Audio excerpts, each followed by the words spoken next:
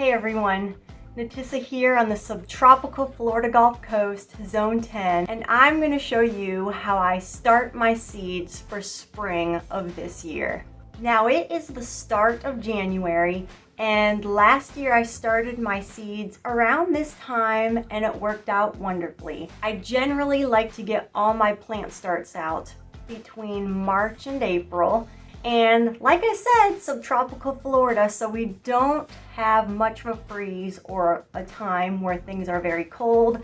So here where I live, I need to get my starts out in the garden as soon as possible, because as soon as our summertime heat begins to come in, my plants need to be ready for it. Now, I'm not a scientist, not a botanist. I'm just a girl who likes to grow her own food in her backyard of the suburbs of Florida, and I must say doing pretty good at it for not being an expert. I'm just learning as I grow, as with most gardeners. So I'm just going to show you what I'm doing this year for seed starting, the things that I want to do better at than I did last year, the things that I'm learning as I go along, and also just using what I have. Isn't that most of us gardeners? Now, what can you use for starting your seeds? What containers? In years past, and probably a bit of this year as well, I like to use these used containers. Starts that I had bought from the big box stores or nurseries. Sometimes good old party cups. And they have served me well, and I'm still going to most likely be using some of them. But this year I have something a little different I'm going to have fun with. I have some of the Epic 6 cells and some Epic 4 cells that I'm going to be starting my seeds in this year. Not sponsored, of course, but just something I got that I really want to try. Santa did good this year. So I'm really excited to try those out.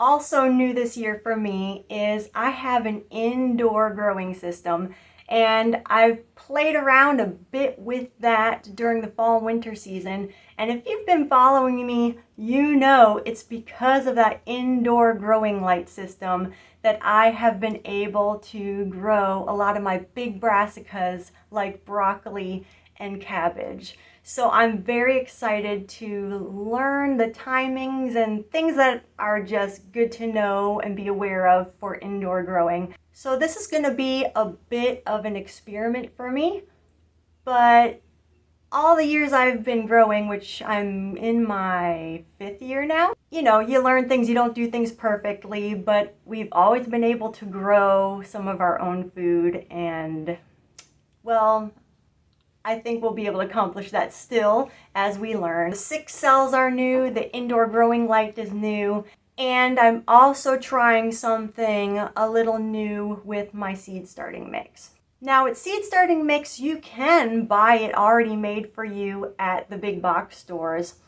I tend to use just what I have in how I build our garden beds, and I usually have a lot of it. Compost, peat moss, sand. And the thing with seed starting mix is that you want it to be of a finer material like peat moss. It's a type of, I guess you could say, a woody, fluffy material that is very fine, and you need that to retain, or something like that I should say, to retain water and not be too chunky or big, so that way your seeds can comfortably germinate and grow through that growing medium. But you also need something to keep the soil medium from being too soggy and just too full of water, because that can drown your seedling, kill it off, and you're done. I use sand. I mean, I grow in practically a sandbox, but I usually buy a bag of sand from the big box store just so I'm not digging up my yard. So sand is something you can use to help drain some of that water out so your growing medium isn't too soggy. So last year, I think that was part of my problem, is I didn't put enough of some sort of draining material in my seed starting mix. I know there's other things. I think vermiculite is one. I'll like to experiment on that another time. but I have sand, so that is what I'm using. And last year I don't think I used enough because I remember my soil seemed extra wet and the root system did not have that healthy white look as it branched out toward the bottom of my seed starting containers. They were kind of brown, and I think that was because things were too wet. So this year, when I made my seed starting mix, I had some old seed starting mix I made earlier. It was a tad on the chunky side because of the compost that I put in. I have this container that looks like a large bowl, and it was filled about halfway with a seed starting mix that I made. So basically, in this seed starting mix that I made, it is roughly 3 parts peat moss, 3 parts sand, and about 1 part compost. So I have a water absorbing material, the peat moss, and more of a draining material, the sand. Also, it's nice to have a little bit of compost. I just feel like it gives a little more body to the mix. Yeah, a little chunky than what I would want it to be or recommend it be, but it's worked for me in the past. We'll see how it works again this year. I also put in about a hand shovel's amount of slow release fertilizer. And in this case, it was some chicken poo, probably some blood and bone in there. 10-10-10 would be fine as well. And when your seedling first germinates, there's going to be the first little set of leaves. That's not their true leaves.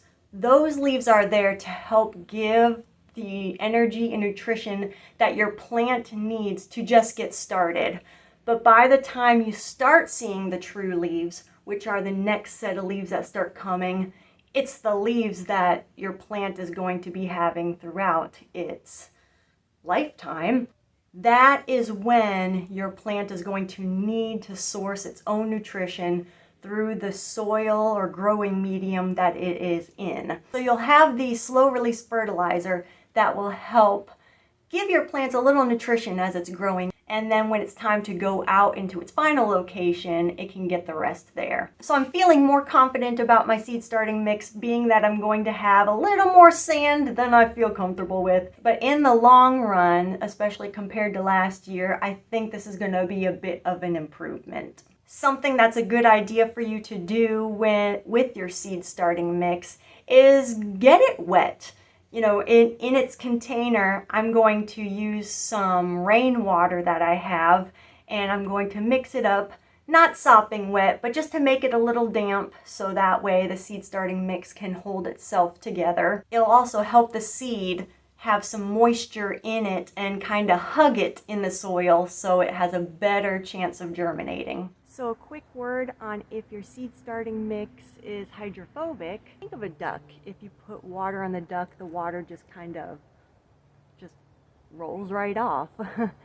Their feathers are hydrophobic, and if your seed starting mix is too dry and does not have really any life or anything in it, and you stir it around and you see that it's not soaking it up as it should. So what you're going to want to do is, yes, get your seed starting mix wet, stir it up, kind of let it sit in the water for a while to slowly soak up that water, and maybe check on it throughout the day, stir it up some more, add more water, and it should come back to the point where it's soaking up the water so you can start sowing your seed.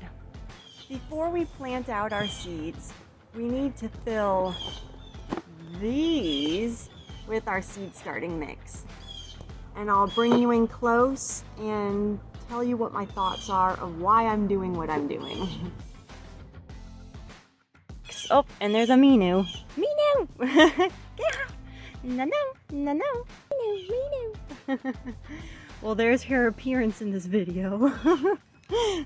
Seed starting mix is damp, so we're going to just fill it up. And like I said, with it being damp, it's going to help hug our seed to help it germinate better and keep it in place than having a dry seed starting mix. So I did fill it up, as you can see, But what I'm going to do is take my fingers and just gently press in the seed starting mix. And this is gonna help not make it too tight, and I'm not pushing down with all my might.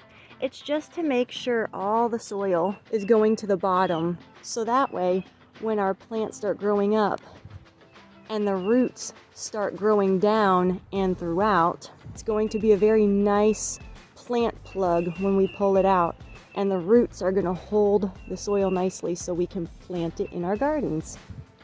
So I'm going to do that with all of these seed cells. And of course, when you come across any bits in your seed starting mix, just toss it out.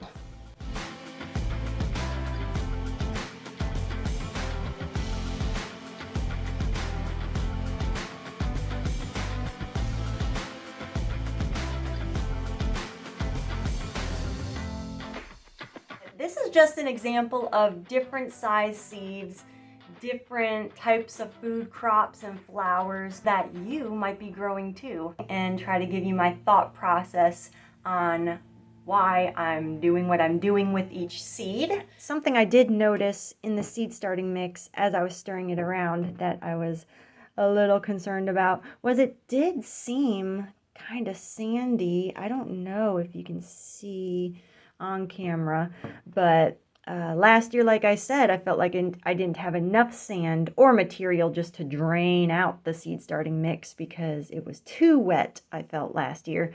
So I did a little more sand to help with that. I feel like I might have did too much, but then I did take my gloves off and I did pinch it through my fingers and moved it around, and it did feel very... It felt fine, so we'll see. But like I said, I'm giving you my thoughts, observations as we go, so that way you can think through your process as you go along. All right, so the first seeds we are going to do the example of is our winged bean.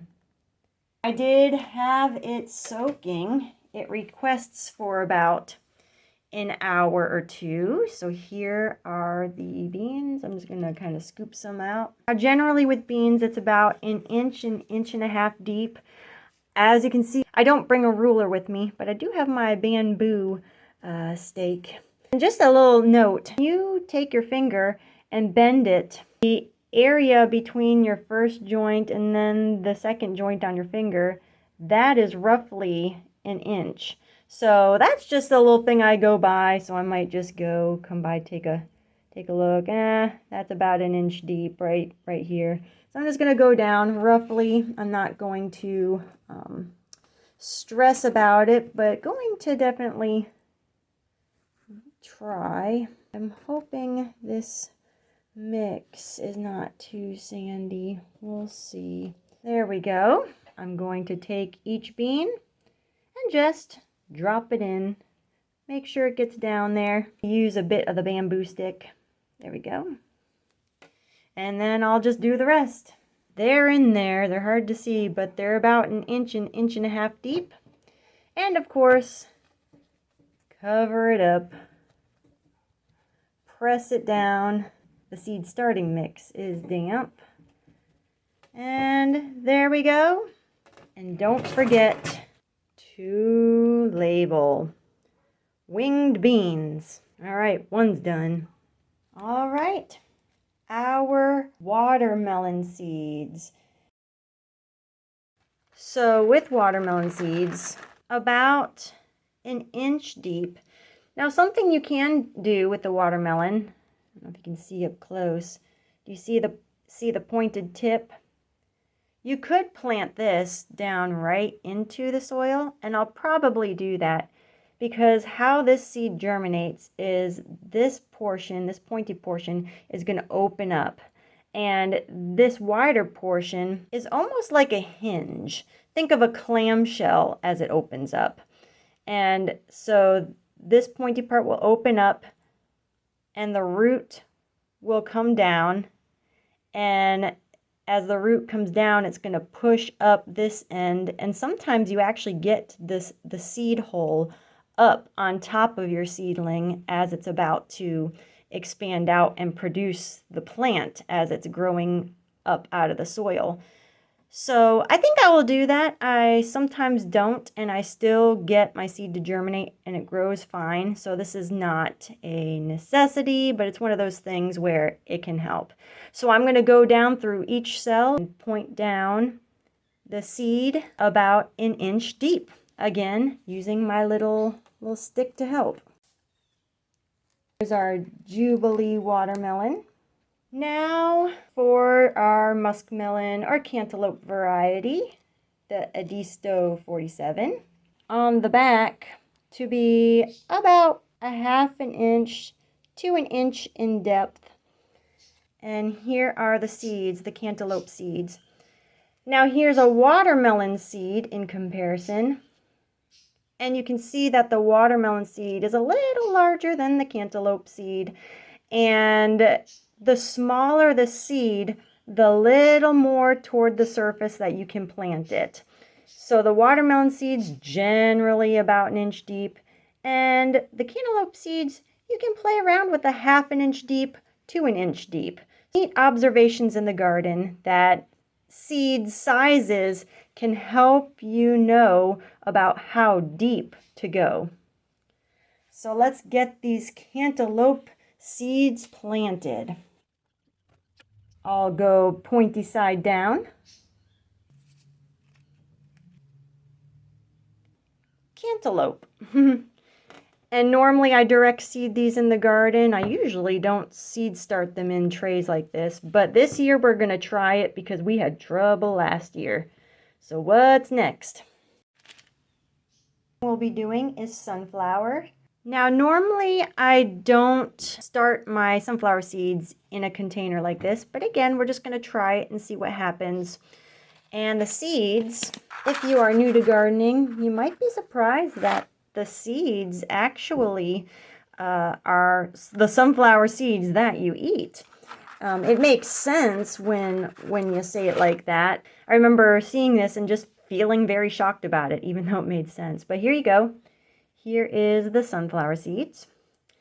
And these seeds are larger, just like the cantaloupe and watermelon seed. And something I forgot to mention, and something I actually was wanting to do and I forgot as I was doing this, and sometimes with larger seeds, when I plant them, I like to use larger planting cells. I might want to use something like this for a watermelon or cantaloupe seed because I don't want to be disrupting the roots from taking that plant out of here, transplanting it in a larger one until I get it out in the garden. But I guess this year we're going to see what happens. But anyways, with the sunflower plant, maybe I'm going to want to do it in there. This is a small, cup size that you might get at a nursery for a plant start. But this year, we are just going to try these smaller 6 cells and just see what happens because you're not going to know until you do it. Something I noticed is a little chunk of bark in the seed starting mix. We don't want that in there. So we're going to bury these about 1 inch depth. And you're starting to see a trend here. Seeds with this size, same with our watermelon seeds, same with some of our beans. And squash, if you plant squash, it's generally 1 inch deep. 1 seed per hole because I feel like these will come up all right. And I just want a plant or two to work in the garden. That's probably all I have room for. Same with our melons and cantaloupe. I did the same, just one in each. I just want 1 plant to work. Cover it up.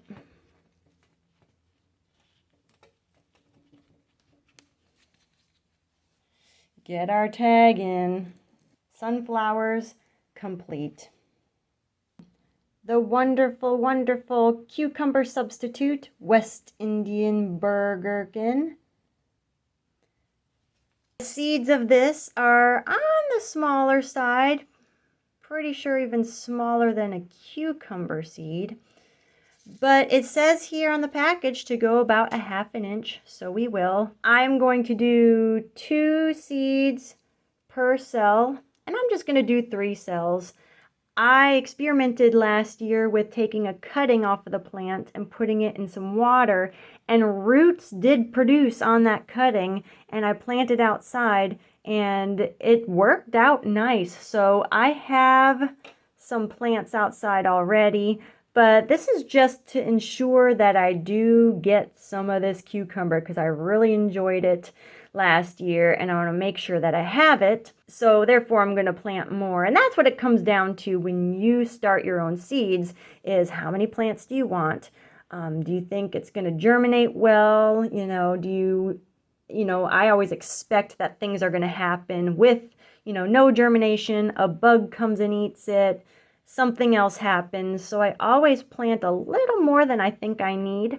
So anyways, let's put in 2 holes, roughly a half an inch deep for the seed to go down.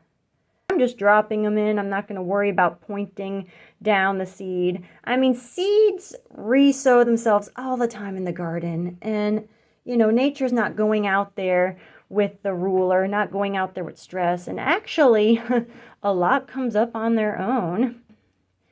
As we put some intention in our gardens and try to do our best, things work out pretty well. Burgerkin complete. All right, the beloved Corbaci pepper. I'm actually going to be using my own saved seed from the single seed challenge last year. If you want to be amazed about this, I have the harvesting video on the channel. It's actually one of the first videos I ever put out on my channel, but the harvesting video will explain how amazing of a journey that this single seed challenge had gone through.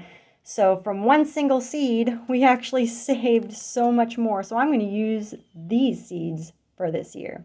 Here are the pepper seeds. Only need to go down 1/4 inch. And I am going to just plant 2 cells of these and put roughly 3 or 4 seeds in each.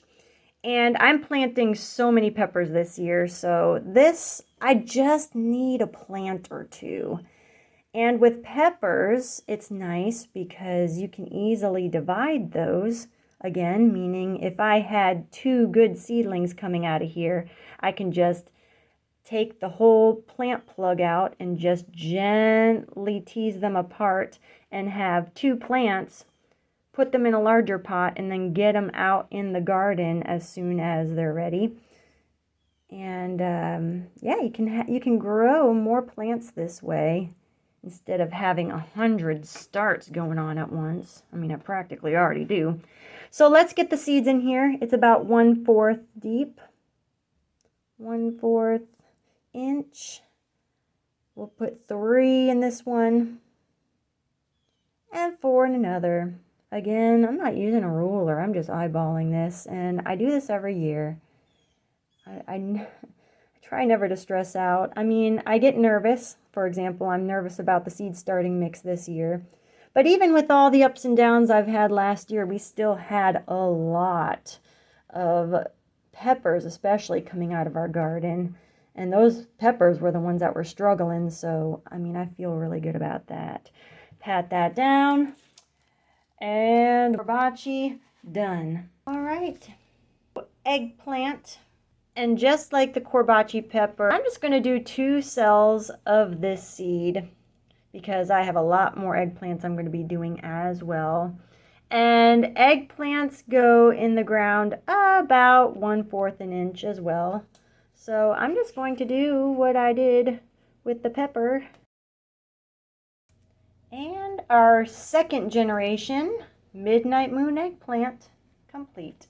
This basil can go in roughly 1/8 inch in the ground. I have a couple other basils that I'm going to be planting. So I'm just going to do 2 cells of this purple basil.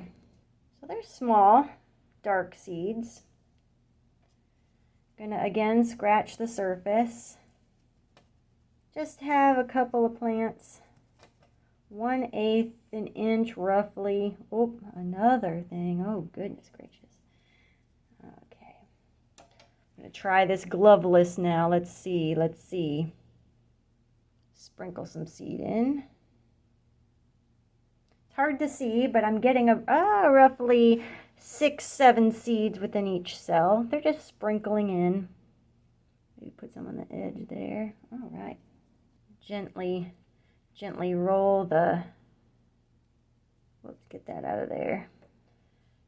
Gently put the seed starting mix over it and pat it down. So about 6 and 7 seeds in each cell. Basil is easy to grow. It should germinate fine. And again, I can actually spread the plants out and get a few good plants out of these cells. Purple basil. You're done. Now for tomatillos. Tomatillos, eggplant, and peppers all are planted roughly 1/4 an inch deep. So we're just going to get these in there. Now with tomatillos, they say you need more than one plant to pollinate with, because the bees go around from flower to flower, pollinate your flowers, which turn into the fruit. So I don't know if it's because it just gives them more of a chance to get pollinated with more flowers, or if they genuinely need that different pollen from another plant, because some plants need that. They need pollen from another plant. But either way, we're going to plant this whole 6 cell with tomatillos so I can get a few good plants in the end and at least have 2 good plants, if not 3, of tomatillos. And here are the seeds. We're going to plant the whole thing. Very tiny, a lot smaller than eggplants. So eggplant seeds, tomatillo, definitely a difference there. But yet the tomatillos say 1/4 an inch. So we're just going to sprinkle these seed in the holes. Whoops, missed one. Oh gosh, this is going to be a very sloppy planting. It's okay. A little sloppy there, but that's the thing, you'll be all right. There's enough seed in each. And just like tomatoes and peppers and eggplants, it seems, you can get a few good plants growing in these little seed cells and divide them later and create separate plants. So I'm feeling confident enough to continue, just kind of shoving the seed in a little deeper, the ones that didn't get planted in too well. I am going to say this, I'm very nervous about this seed starting mix. It does feel rather sandy, but we're going to see. All right, tomatillos, done. Ground cherries from seed I saved a few years ago. I feel confident it'll work. I planted these the other year.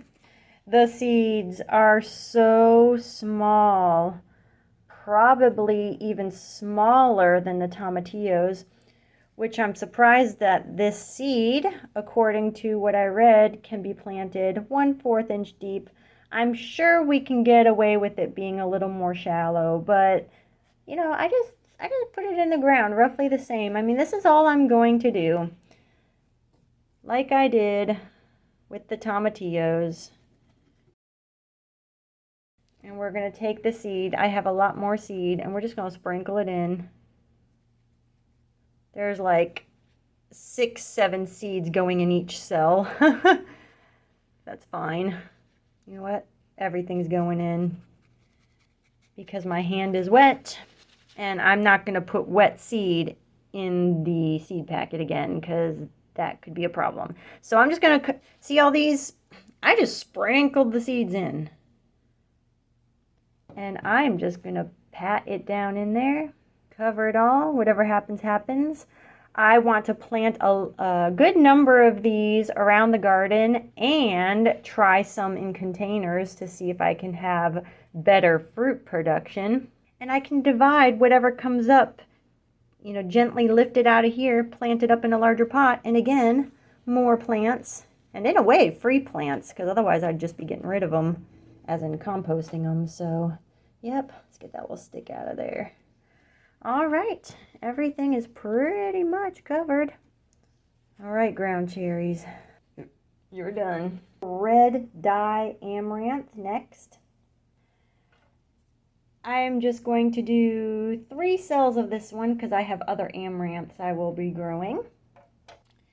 Very small, black shiny seeds. Look at that. So I'm just going to scratch the surface once more. Whoop. Get out all the little things going on. Whoop. Next year, might need to invest in a seed starting mix, but again, we're using what we have. This is what I have, and this does work despite the issues I do come across. So let's sprinkle these seeds in. Go in gloveless once again. Just roll them in, sprinkle them in. There we go. About 8 to 10 seeds. Cover it over.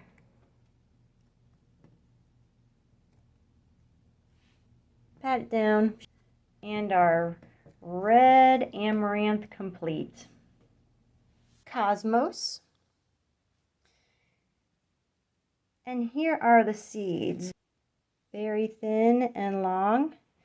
And it says about 1/4 inch deep. And we're only going to do 2 cells of this flower. So we're going to try to scratch in about 1/4. Oh, ran into this guy. See, that's why it's good to, maybe it's best, especially if you're starting out, to buy your own seed starting mix, because I don't know, maybe it depends on the brand though, but maybe there might be less chunks to work with. Not impossible to do, because I do this every year and I still get a lot of plants that work despite the challenges, but it's just, you know, you're just trying to set yourself up the best you can. So this is roughly about 1/4 inch deep. I know it's kind of hard to tell, but that's pretty good. We're just going to put in 3 seeds each in the hole. I'm just laying them on their side. I mean, that's a lot of how nature would do it. Just drop them wherever. And these self-seed very well. In fact, I have some self-seeded ones in the garden. So I just feel very confident about planting these the way I am doing it. So we got 3 seeds in there, and we are going to cover them up. Oop, get that stick out of there. All right, cover it up, kind of fold the edges down over it. Press it down. So with 3 seeds in there, that's going to give our chances for something to work in each cell. And as it grows, I will just select the healthiest seedling by clipping it out, not pulling it out, and allow the one that I want to continue to go on. But right now, this gives us good chances. And maybe, who knows, I might just take all 3 of them that have germinated out and gently divide the plant up with the plant and its root system, and maybe pot them on, as they say, to create more cosmos plants in larger containers and then get it out in the garden. But we'll see, we'll see. Here we go. Cosmos. That will be nice. All right, next up. Yaro. Common yarrow. Insanely fine. Very small. Almost just like dust. And this seed is going to need to be surface sown. That means I'm literally just going to sprinkle it on the soil. But make sure there's no hard pieces on top, which let me just kind of run through here. Yeah, make sure there's nothing hard or going to make things difficult for the root to go down. This is as fluffy as I can make it right here. Also, it is damp. I did wet down the seed starting mix before we begun, as you saw. So this is going to help these seeds stick in much better. Literally sprinkling it on top. And as you can see, I'm not doing one seed per cell. These seeds are so little and they need to have a good chance. Kind of drop those in. It's quite a bit. We're just going to lightly press them in. Maybe just gently. You press them in, maybe just move it around just to get a little bit of the seed starting mix on top. I mean, so little, it's barely. Maybe get the rest of those seeds out. All right. I want to say that with this yarrow, we're going to need to keep the surface of this damp. So every day or whatever, I might come through with a spray bottle just to mist the top because we don't want to disrupt the seeds. And that way they'll germinate, get the roots down there, and it'll actually form plants. I did grow this last year, and I was actually surprised how it turned out with doing this method that, well, the yarrow plant wanted. So nothing I made up. But anyways, I did this last year. It worked out very well. We're doing it again. So with Gomphrena, here's Gomphrena. We'll plant these later. I have them soaking right now. The packet literally says soak for a day or two. I've never seen anything take so long for soaking, so I'm going to do that. But we are done with this for now. Our last example, green onions. And I'm going to do this in actually a food container.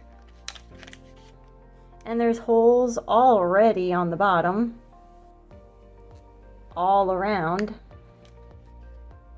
So we're good to go. Here are the onion seeds, larger than the basil, and definitely larger than the amaranth. And with green onions, it can go down about 1/4 an inch. And I like to I did this a couple years back and we had a very good green onion year. I just scattered these in, made trenches.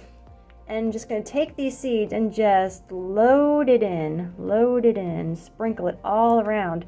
Pretty much all these seeds. This is not the whole pack, but it's a good amount of the pack. And the reason being is I think these seeds might not be the best onion seeds as well. I had a little problem with these earlier. So I'm just going to oversow. I'll be able to gently lift out each plant and move it in the garden. When that time comes, I'm sure you'll see. But so I overseeded the onions and we'll see what happens.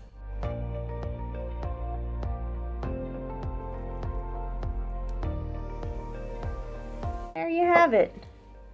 Our green onions. That looks pretty good.